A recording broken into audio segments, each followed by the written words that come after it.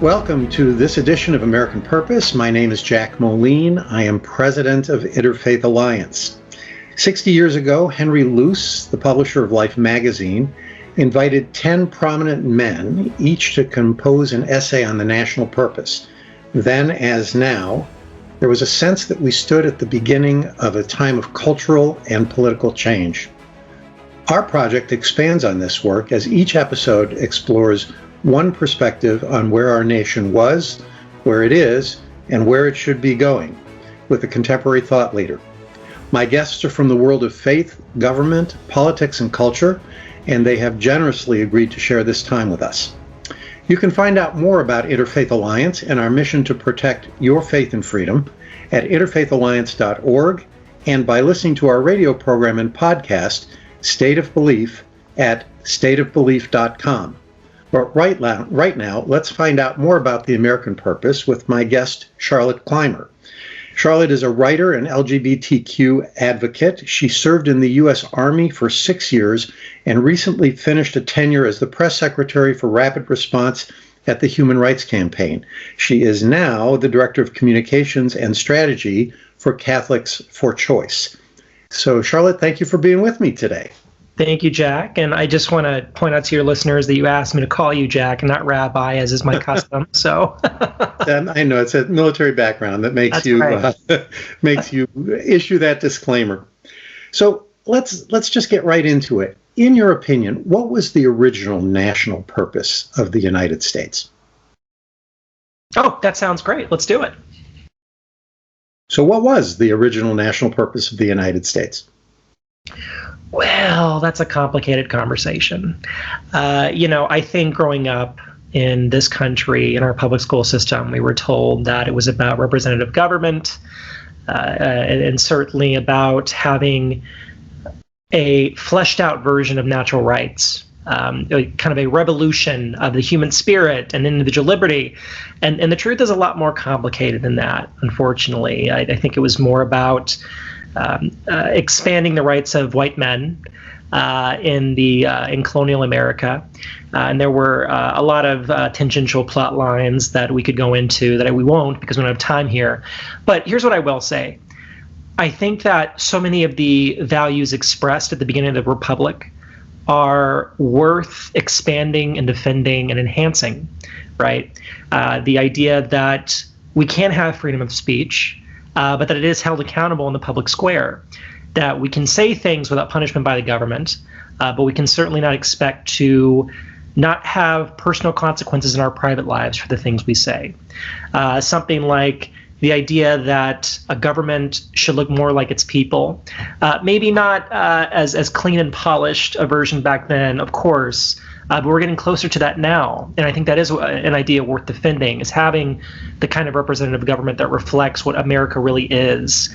And that's not something we've accomplished yet, but we're getting there.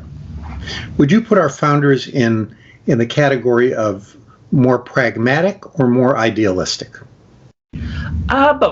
Both. And I would also say I'd put some of them in a more cynical box, too.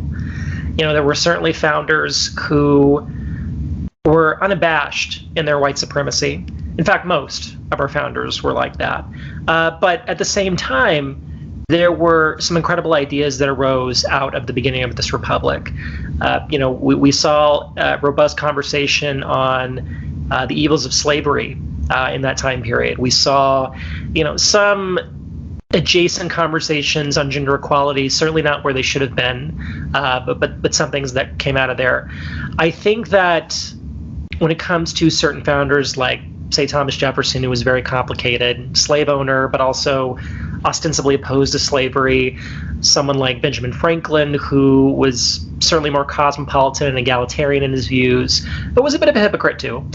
These were complicated people, and I think it's fair to say that they were of their time, but in the same breath, we need to recognize that their flaws were real, and it's important that we acknowledge those flaws, and that we take that into the whole equation of who they are and how that really reflects the trajectory of our country. So let's talk about that trajectory for a minute. What do you believe is or ought to be the American purpose going forward now?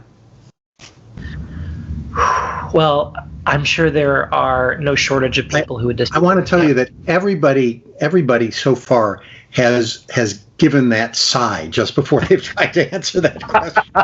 So you're in very good company. I'm sorry to interrupt you. Go ahead. No. I think it's good that you pointed that out to your viewers, because we do live in the era of the exasperated sigh. We do, because there is so much incongruency, not only on everyone's vision for this country, but also on what reality is. We live in an era of pervasive disinformation, of pervasive bad faith, and because we can't even agree on a set of facts, it's much harder to exchange ideas about how we should move forward, right? It's like two people fighting over what direction they should drive a car, when there's not even agreement on how the car should be driven, or even maybe if the car exists, which is an uncomfortable thought. It's a very dark thought. And I think, for me, what I would love to see America become is the kind of ideal society where no one gets left behind, where we prize individual liberty in the public square without impinging upon the humanity of others, that we can have our own personal opinions, but also be aware that those come with consequences. As I said before earlier in our talk, I want the kind of America where people are not held back because of who they are or how they were born, whether that be along lines of the typical race, gender, class analysis, but also on things like disability, on something as basic as appearance. There are so many biases that affect our process, whether it be cultural conversations or the American public policy process. It's all very complicated. And I think it would be a lot less complicated if we all came to the realization that these factors between us that highlight differences, and it's okay to highlight differences, but the fact that we take those differences and they become these, I would say, unnecessarily consequential barriers to progress is really disheartening. And we need to tackle that head on if we're going to get where we need to be. So let's talk about where we need to be a bit. Our society rests on certain foundational values.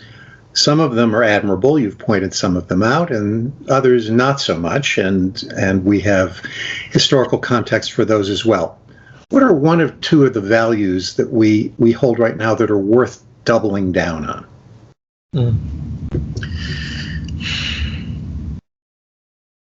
I think the way we present ourselves to the world, and this has been what I've seen my entire life. I'm 34, and certainly as a child who grew up in the 90s, this was constantly driven into my head. The idea that we are a melting pot, and there's an implication there that we are able to not only recognize our differences, which is essential because we are not all the same, and it's okay to point that out, but that we don't let that prevent a communion in the public square. We don't let that prevent us from coming together. I don't think that's the case. I don't think that's ever been the case, at least in my lifetime. Maybe, actually, I'm gonna amend that. I don't think ever in the great American experiment has that ever been the case. But the idea of that is worth pursuing, right? The idea that we could have a complex and diverse and not just big tent political parties, but a big tent country. Doesn't that sound amazing? The kind of country where everyone could live and work, be who they are, raise families, not raise families, kind of really follow their own sense of life, liberty, and the pursuit of happiness without worrying that they're going to be prevented from doing so because of extraneous and cynical and unnecessary factors. And I'm not just talking about race, gender, sexuality, the usual characteristics that we so often outline.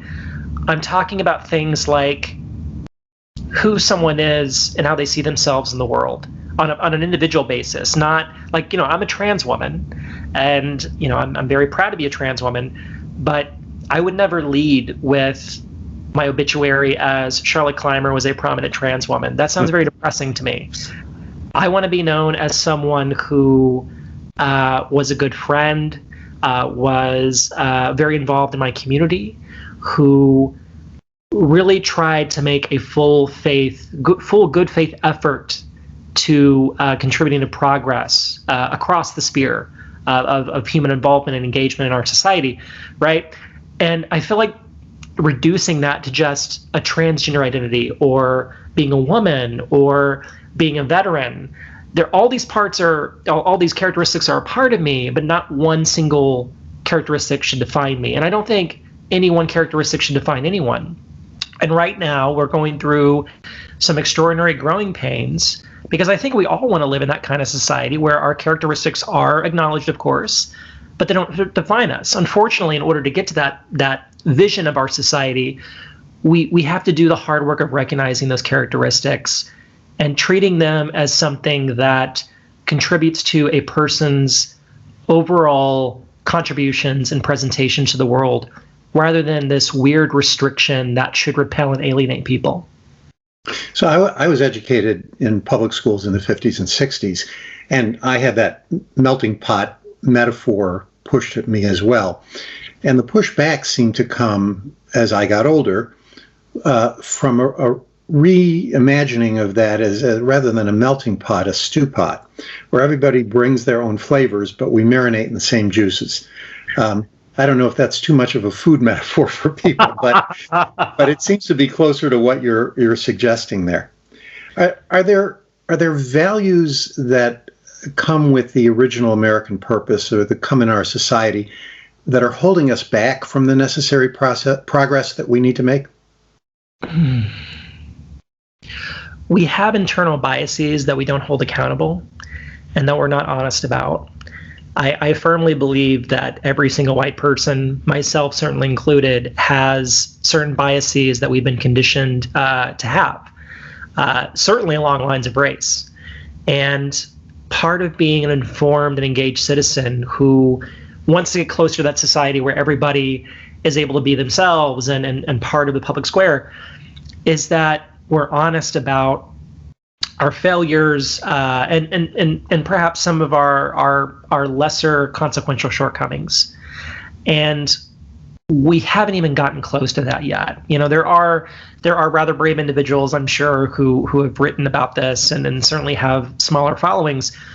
We don't really have national leaders who kind of put it out there, who say, you know what, yeah, I was raised to think a certain way about the world, and it took me a while to evolve and be held accountable, not only to myself, but to the world around me. And that goes for every characteristic. It's not just race. It's certainly not just gender identity, which of course is where I'm fully ensconced right now.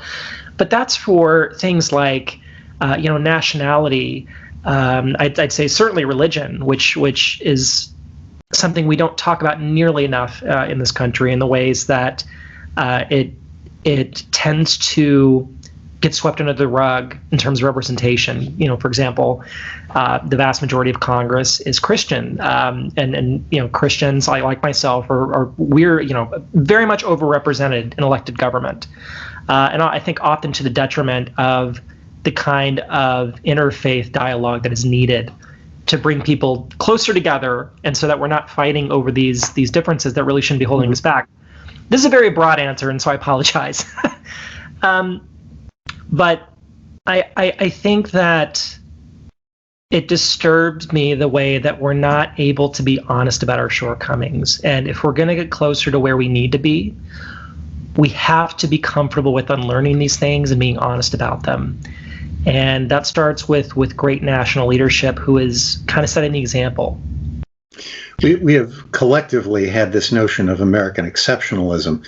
What you're describing is the way that it sort of infiltrates the individual consciousness, that because I'm an American, I am exceptional. And because I am who I am that much different and that much better than the people around me. So it's an interesting perspective that you bring. We've been talking somewhat collectively and somewhat about the responsibility of people to examine themselves. most of our constitutional guarantees emphasize our commonality. But you raised the issue of religion. The very first freedom in our Bill of Rights is very personal. It is religion. It's freedom of conscience. What are some of the values that are rooted in your personal belief system that you commend to those who don't share those beliefs? Oh, goodness. I would say that, separation of church and state is very central to my thinking. We don't talk enough about the ways that implicit biases along the lines of religion really influence policy, culture from the top of government and society all the way down. When you have a national prayer breakfast, for example, that is led in, and I do hate this terminology because it conflates Judaism with Christianity, which is not fair to anyone of any faith, but the kind of Judeo-Christian framing.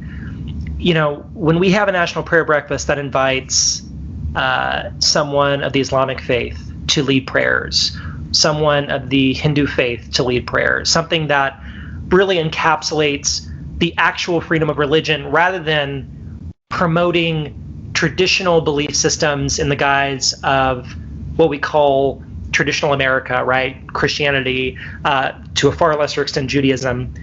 I think that will be much better. But unless we're able to get there, I just think that we should have religion completely separated from government. It's not fair. If I were an atheist, I would be very upset walking around in this country because when I go to any government agency, when I get hired, you don't necessarily have to take the oath of "so help me God." You can go with the alternative into that. But the fact that it's even there to begin with is alienating. And if we are truly a country that believes in religious freedom, that should mean freedom from the grasp of religion in the public square. And we are not even close to being there. Not even in shouting distance. Not even in shouting distance of the arena where that would take place. And as someone who is deeply religious, I go to church. It's very important to me that I'm part of my congregation and that I'm regularly meeting with my reverend. These things are important to me, but they're not important to everyone.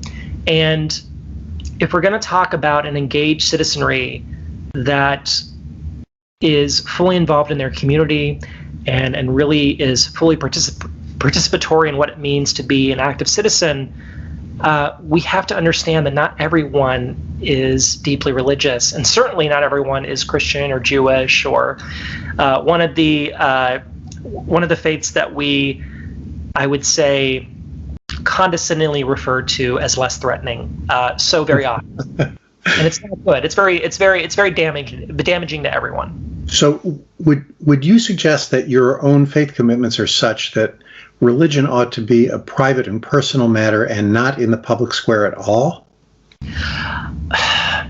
I think it'd be no, that's a great question, by the way. I think it can be in the public square, but it has to be done thoughtfully and responsibly. I talk about being a Christian publicly, but when I do so, I feel like it is to push back against the ways that Christianity is weaponized against those who are not Christian. That really bothers me. That really, really bothers me. The idea that American government is a place where people of all faiths have full citizenship is simply not true. It's a fallacy. You are not going to see a Muslim person run a competitive election for president in the near future. It's not going to happen. And we know why it's not going to happen, because we have a deep and enduring Islamophobia in this country. It is very unlikely that you will see, I would say, a devoutly Jewish person run for president in a very competitive manner. We saw Bernie Sanders do well. Of course, he is more culturally Jewish, certainly doesn't subscribe to a formal belief system. These are things that are holding us back. And we need to be honest with ourselves about that. When you bring that up with folks, especially when I bring that up with other Christians, many other Christians, they get upset about it because they know it's right. They of course know that biases that we have restrict the citizenship of, our fellow citizens who are not Christians, but they don't want to talk about it because it's deeply uncomfortable. And it is certainly a system in which we receive benefits for subscribing to the Christian belief system. It's not good. So, given that you have a vision of what society ought to pursue as our national purpose, how should we go about that?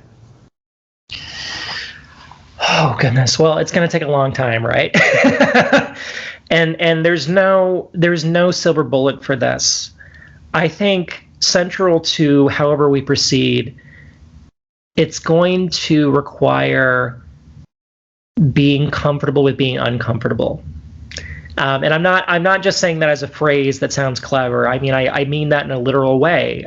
We need to get more comfortable with, or more, I would say, willing to engage in ways that make us a little uncomfortable. Like, as a white person, I will fully admit that there are conversations on racial equality that do make me uncomfortable. And that's good. That means that I am being challenged in ways that really hold up my conditioning to a harsh light and ask me to examine the manner in which I might, I would say, enable our system of white supremacy and certainly the white privilege that I enjoy and that every other white American enjoys. And if we're going to have conversations like that, it's going to require leadership that encourages us to have these conversations. We're not going to get there by having this patchwork of little conversations here and there. I mean, that does contribute to progress, but it's such a localized version of it, right? There's a world of difference between Central Texas, where I grew up, and New York City, where there are certainly problems, of course, and I'm not saying that racism has been anywhere near cured in more bigger metropolitan areas, but there is a greater sense of worldliness and self-interrogation about these things. That certainly was not something I witnessed as a child growing up in Texas. So we need the kind of national leadership that is going to encourage us to come and meet each other where we are and be uncomfortable and realize that it's okay to be uncomfortable because that means we're actually getting something done. Is that official leadership, or is that the kind of native leadership that springs up from among communities? I'm sure the answer is both, but where do we start? It's both, but I will hold fast to this. I truly believe that given our media apparatus and the way that government certainly just has a platform that is magnitudes upon magnitudes bigger than any activist could ever be. President Biden could call up a press conference right now, and we know that every major network could cover it. But if it were one of the three women who started the Black Lives Matter movement on Twitter who were to call a press conference, it would be far less covered. And it certainly would not be, I would say, as engaging across the spectrum of the American public as much as if President Biden were just to utter a 10-word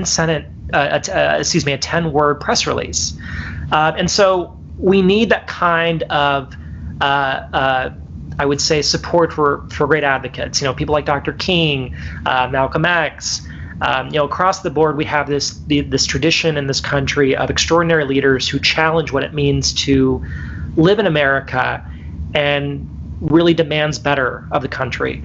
But we don't get anywhere in the long run without a buy-in from those who hold power, and that is primarily those in government, and certainly those who, I would say, exert a disproportionate amount of control over the cultural conversation, which, quite honestly, is corporate America.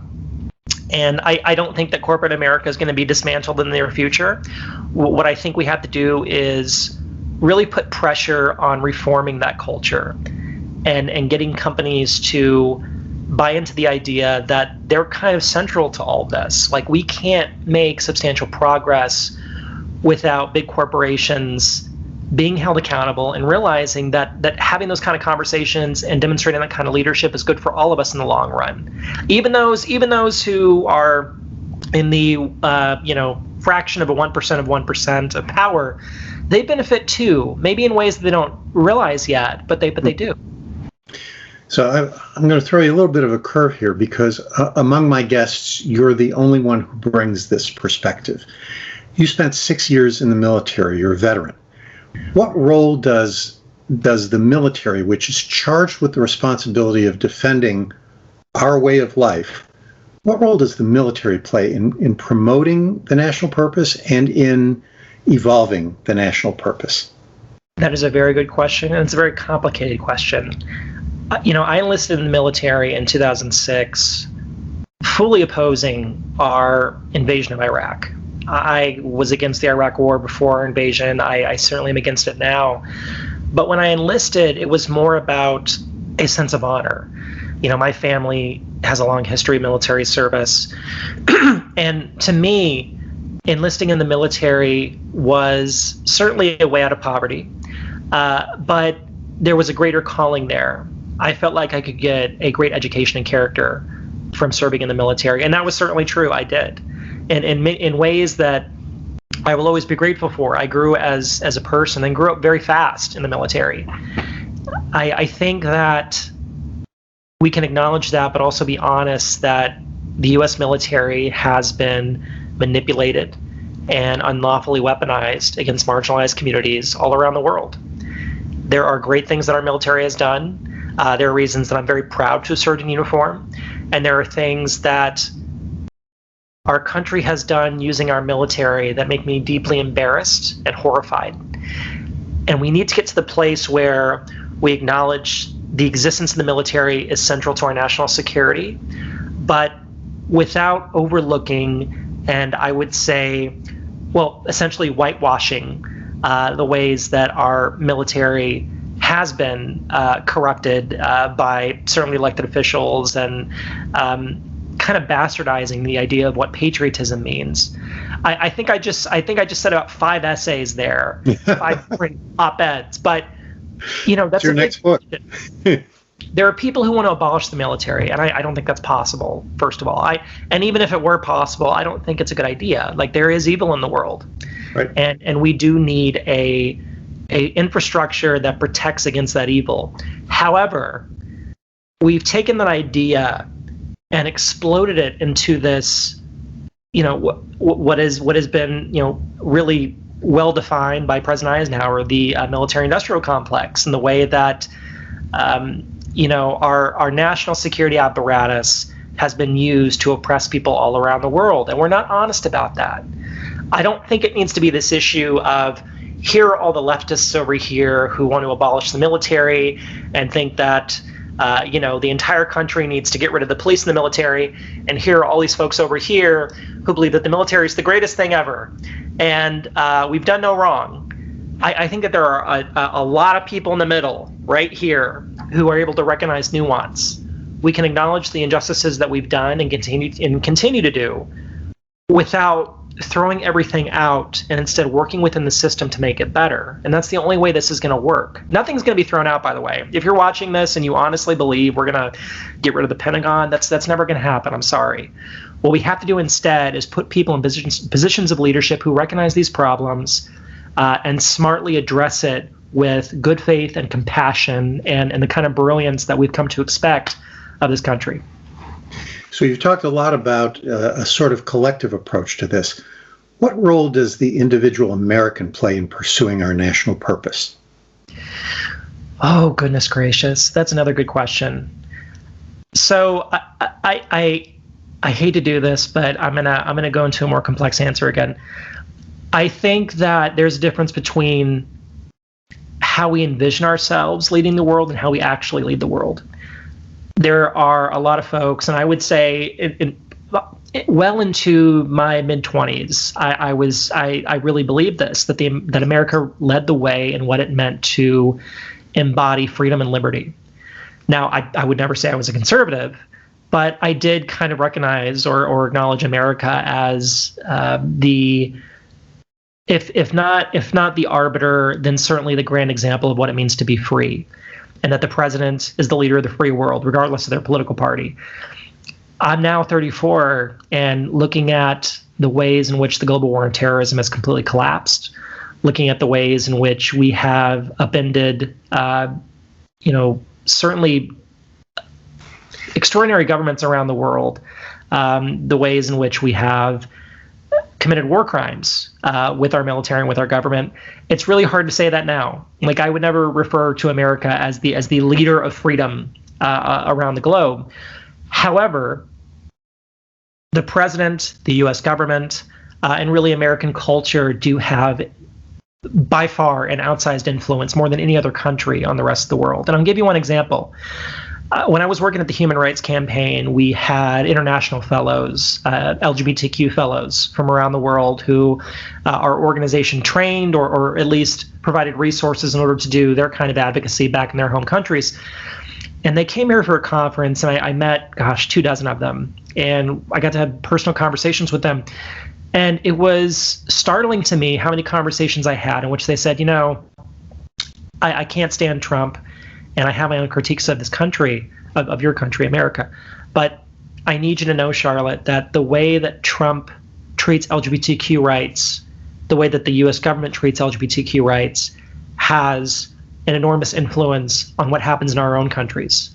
Because these heads of state see the president of the United States, whoever that might be, and they really look at the U.S. government and certainly the White House as I would say, a barometer or weather vane for human rights around the world. Whether or not we really are that high standard, they still look to us to see what they can get away with. So if they're seeing the president of the United States go on national television and say, oh yeah, we don't really stand behind LGBTQ rights, we don't stand behind reproductive health, we don't stand behind racial equality, it's going to be a lot easier for heads of state in those countries to oppress marginalized communities because they know they're not going to be held accountable by the United States government. Now, whatever your critiques of the U.S. government, if you are an anarchist who believes that we should tear down the entire U.S. government, you at least have to acknowledge that there are people all around the world, for whatever critiques they may have of our government, that they still recognize that the example we set affects innocent people all across the globe. And until we realize that the people that we vote for, the government that comes into session every 2 years, it really does have a global impact far beyond our own shores.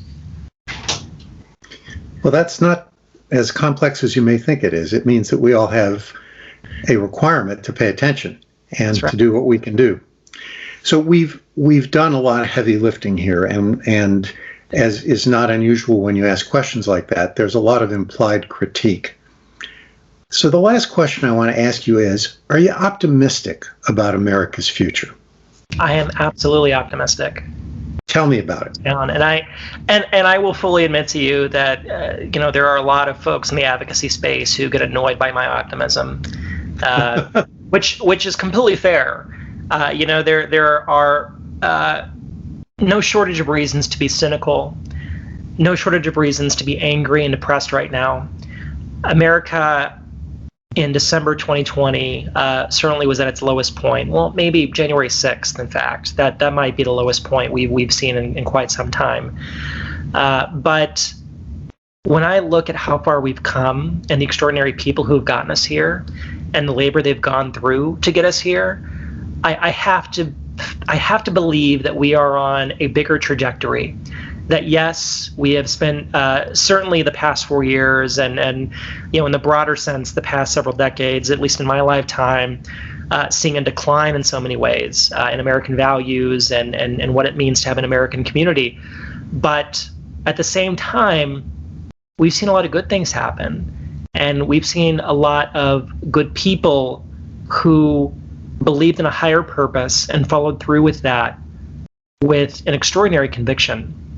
If you had told the average white person in this country 8 or 9 years ago that an extraordinary racial equality movement would be started on Twitter and completely reframe not only our conversations on racial equality, but certainly broader conversations on our prison industrial complex, on how that relates to gender equality and queer theory and certainly capitalism. I mean, all of these tangential links to racial equality that have now resulted in Black Lives Matter being nominated for a Nobel Peace Prize, and not just a small nomination, but someone who with actual influence, a Norwegian member of parliament. That's extraordinary to me, and that happened in the last 10 years. We saw that happen in real time. And so, yes, there are days that are tough for me, that I get really, I would say, sad and depressed. But I can't lose my sense of optimism when I see people from everyday walks of life do extraordinary things. And say what you will about this country, and there's a lot to say about this country that's not so flattering, but we really don't have any shortage of people who get up every morning ready to fight for change, and that's exactly what they do. Well, I'll tell you, I am twice as old as you are right now, but I have made only half the progress in twice that amount of time. So I am just delighted that you were willing to take this time to talk with us today, Charlotte. And thanks to you, our listeners, for engaging with us and exploring the American purpose.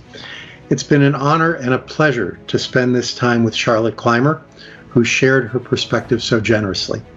You can listen to this and other episodes at americanpurpose.org and learn more about our work at stateofbelief.com and interfaithalliance.org. Interfaith Alliance has produced this program under the guidance of Ray Kirstein. I am Jack Moline, encouraging you to live with purpose.